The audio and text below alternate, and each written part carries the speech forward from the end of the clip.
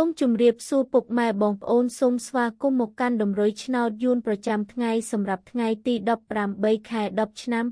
2025 Admin ក៏មានតម្រុយឆ្នោតពិសេសនិងល្អៗសម្រាប់ចែកជូនពុកម៉ែបងប្អូនផងដែរសូមបងប្អូនជួយចុច like និងជាវម្នាក់មួយផងដើម្បីមានភាពងាយស្រួលក្នុងការតាមដានតម្រុយឆ្នោតរៀងរាល់ថ្ងៃចឹងកុំឲ្យខាត់ពេលពុកម៉ែបងប្អូនយូរចឹងសូមចូលមកកាន់តម្រុយឆ្នោតយួនយើងវិញសម្រាប់ម៉ោង 4:30 នាទីនិងម៉ោង 6:30 នាទីចឹងយើងចូលមកកាន់តម្រុយឆ្នោតយើងនៅថ្ងៃនេះវិញសម្រាប់លេខតូចពីលេខយើងវិញ Admin មានលេខ35 288 71 62សម្រាប់លេខពិសេស3លេខយើងវិញAdmin ក៏មានលេខ423គុណនិងលេខ570គុណរីឯលេខអូសខ្ទង់Admin មានលេខ30អូសនិងលេខ70អូសផងដែរ